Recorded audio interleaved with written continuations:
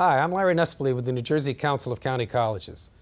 At New Jersey's community colleges, we believe that our students, as well as all citizens, need to be informed about the important issues facing higher education.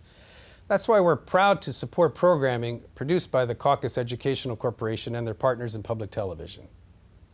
Funding for this edition of One-on-One with Steve Adubato has been provided by the New Jersey Education Association, working for great public schools for every child. Wells Fargo.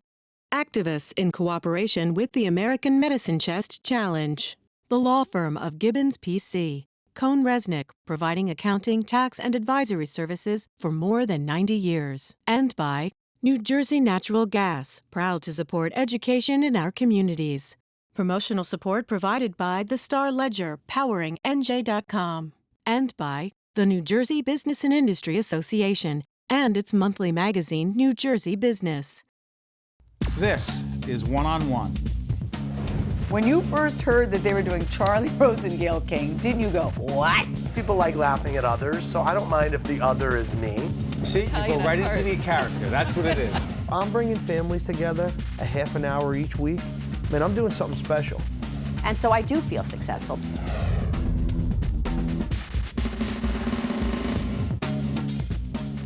Hi, I'm Steve Adubato. We are here in Atlantic City, the 2013 New Jersey Education Association Convention. They've been coming here since 1905 here in Atlantic City, and we are here for the 20th anniversary of an extraordinary program, a series that we have on public television. Is called Classroom Close-Up. They've won 11 Emmys. Why? Because they feature terrific educators and others in the classroom, real life stories. And one of those people behind one of those stories is Mike Ritzius. He is a science teacher, Camden County Technical School. How you doing, Mike? I'm good. How are you, Steve? Doing great, and this convention is important. You're here to talk about the role of technology in the classroom, right? That's right. Talk about, by the way, we're about to see a video from Classroom Close-Up, and it tells the story about technology in the classroom. How'd you even get into this in the first place? A lot of it was personal interest. You know, I like playing with these tools, and they're kind of fun. And I want to first bring that interest into the classroom for the kids, and then as I use them, I get to see how effective they could be in communicating with students, extending the learning opportunities beyond the four walls of my little room, and really engaging them in ways that's relevant to them, because the kids are using all these tools now outside the classroom. We have to teach them how to use them responsibly. Changes everything. It does. Talking about it is one thing, seeing is another. This is a terrific clip from a terrific series, Classroom Close-Up. Prezi gives you some different types of interactions for working with your students. Technology has really turned the classroom into a 24-hour learning environment. Tools like Moodle, Google Apps, they allow people to connect wherever, whenever, however they want. And so the learning environment is wherever you are, so long as you have an internet connection. And we want to teach our students how to operate in that environment, because that's where the world is now too. You know, I'm looking at this and I'm just wondering what Moodle is and how it could help me. Moodle is a free online resource. As an instructor at North Warren, I can use it to provide my students with study guides, PowerPoints, access a website, or look at a Word document. I can also create all these different assignments that are hands-on for the students to do outside of the classroom or even in the classroom. It's also a good way to keep track of your students, pre-assess them, pre-test them, post-test them. It's an opportunity for them to see everything that they've done throughout the year as well, because you can have it open to the whole year, or you can have it only open to one specific unit or chapter that you're working on. I'm here today because I would like to share these tools with other teachers. I want them to experience the personal learning environment that I've experienced. I want them to be able to connect with other people. I want them to be able to connect with me. When that happens, it really expands your skill set. It helps you grow as an individual, helps you grow as an educator. We do an activity called Photabulary, which is a combination of photography and vocabulary. We do it as a shared activity where students will say maybe only define 2 or 3 terms, and then we combine all those as one PDF that the whole class can share. So it's a really true collaborative experience. Today I'm presenting a workshop called Interactive Learning for Students with Special Needs. I'm going to be showing teachers how to take lessons that they do every day and incorporate them into Smart Notebook and to make it interactive for their students. It focuses all around using the smartboard and how you can make your lessons interactive and interesting and engaging for students who have special needs. They'll have their morning writing activity. Technology really has changed everything, and I see a lot of teachers starting to take advantage of that, and it's making our learning environments more robust and more engaging. So there it is. Mike, let me ask you something. When we're talking about technology, talk about the impact technology does have on the student-teacher relationship. Well, it allows us to engage the students in a new way. You know, in the past, people had this vision of teacher in front of the classroom doing this stand and deliver, and the students are paying attention to what the teacher's doing. And now very passive. It's very passive. It's very passive. And now we can flip that model where the students have the opportunity to do a lot of the work around the material, and the teacher becomes what we're calling a guide on the side, or the meddler in the middle. So the teacher gets in there and he sits with the individual students as they're working and helps them wrestle with these deeper concepts rather than just take notes and then take the test. Is a teacher more, I'm thinking about this, as a teacher, by the way, we're here, you hear the sounds around us. This is the 2013 New Jersey Education Association Convention. A lot of activities. It's early in the morning. It's going to be packed in just a few minutes here. Let me ask you, is the teacher more of a facilitator when you have technology in the classroom, moving things forward? Yes, yeah. It's the teacher's role to create opportunities for students to be challenged and to confront misconceptions, and then as the students go through those challenges, the teacher then helps them over the hurdles that they're going to hit. So students begin to interact with one another. There's lots of peer teaching that goes on, which is more effective in helping the students make meaning of the material that they're engaging with, and the teacher then is really just facilitating the learning as they go through. So the teacher is just sitting next to students, asking them maybe guiding questions to point them in the right direction, not really giving them the answer. Students are learning how to find that material themselves. But I want to be clear, Mike, for some people who are watching saying, so now the teacher's less important, less relevant because of technology in the classroom. That's just not true. No, not true. Actually, the teacher's more relevant now. In the age of the internet, information has become ubiquitous. Prior to that, information was scarce, so the teacher was the source of information prior to Google. Now, information is everywhere, and now the teacher has to help students help students figure out how to determine what's relevant. Navigate the materials that they're working with. They're helping the students synthesize all these different pieces of information into something new. Into something that they can use and take action on, or something along those lines. Curious about this. We're going to be winding up asking every teacher who joins us, every educator, as part of the 20th anniversary of this great series, Classroom Close-Up, being celebrated here in Atlantic City, the 2013 NJEA Convention. Your passion for teaching comes from where?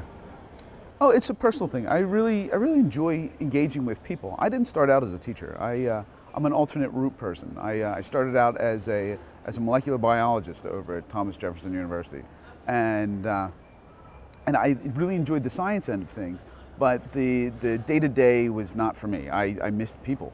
So teaching allowed me to still indulge in my passion for scientific process, but at the same time work with other people to. What do you get from those kids?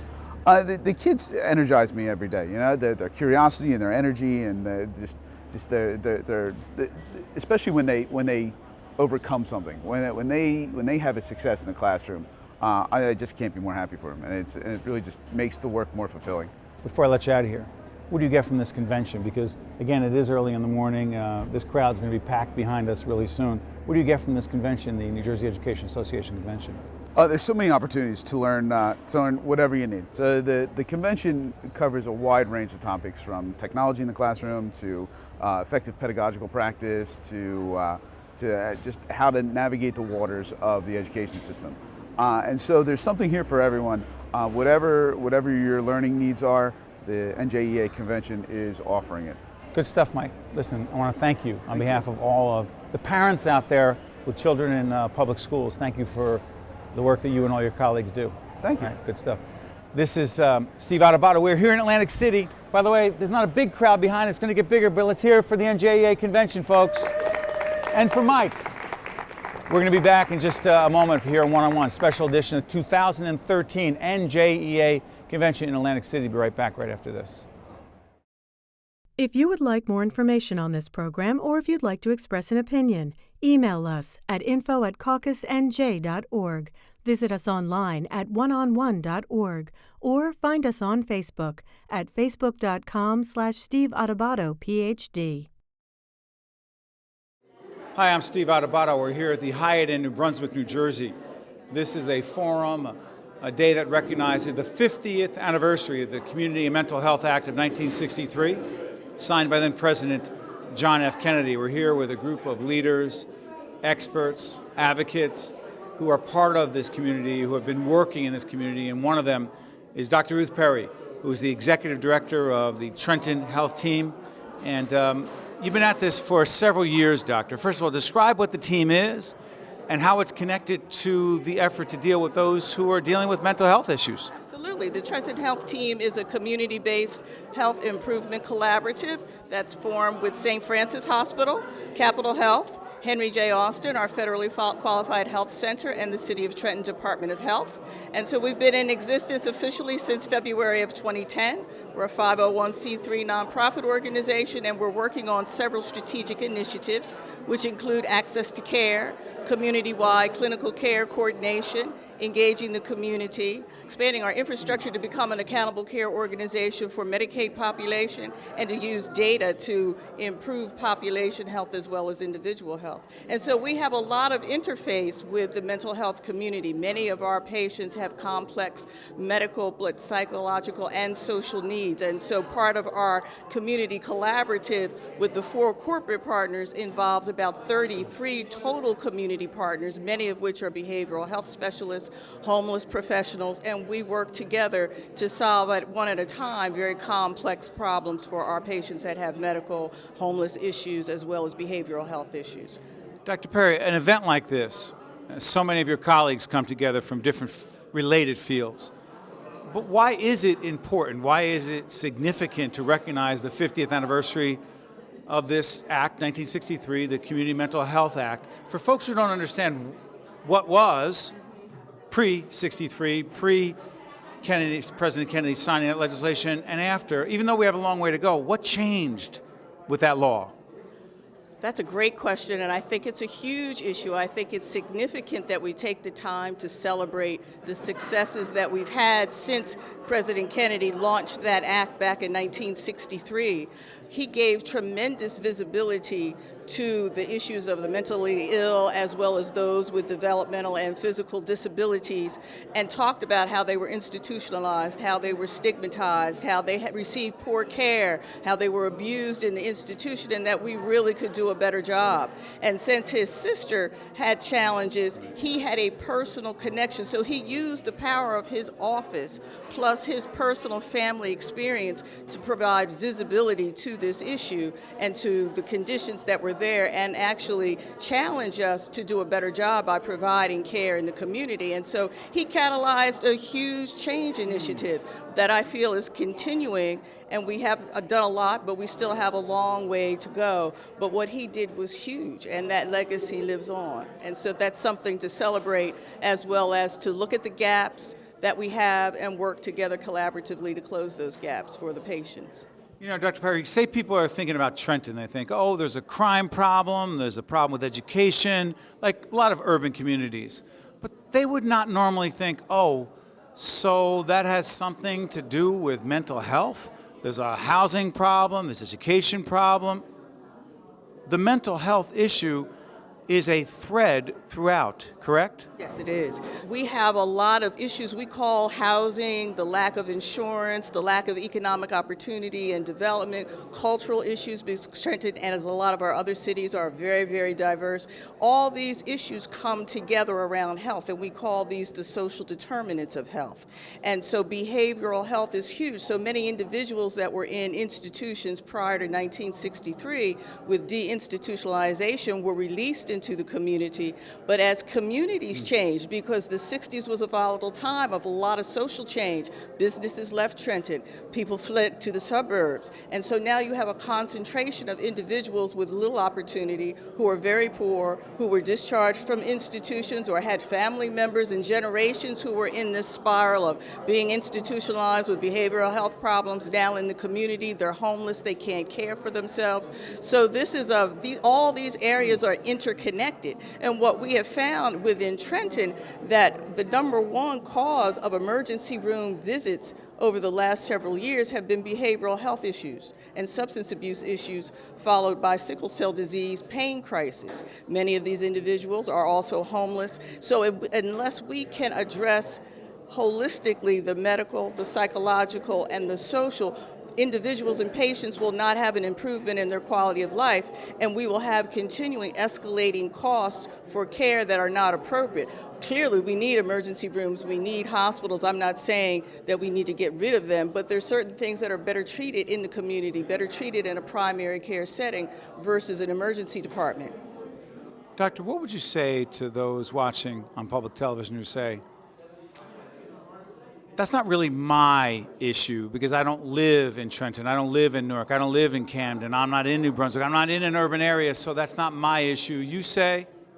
I would say that it is our issue. We conducted a community health needs assessment within the city of Trenton as well as within Mercer County as a whole. And there were some areas that were different, but there were several areas where there was overlap between the city and the county. And focus that on, sorry for interrupting, but focus that in terms of mental health. How is the mental health issue everyone's issue?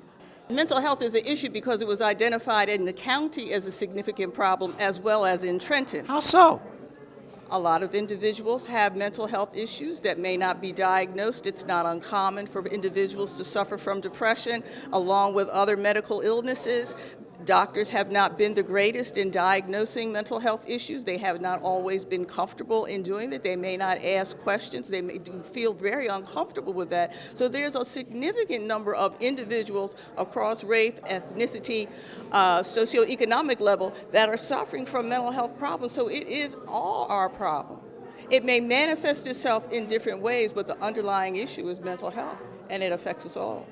Finally, as we recognize the 50th anniversary of the Community Mental Health Act of 1963, Doctor, when it comes to the stigma connected to those dealing with suffering from behavioral mental health issues, how far have we come? How far do we still need to go?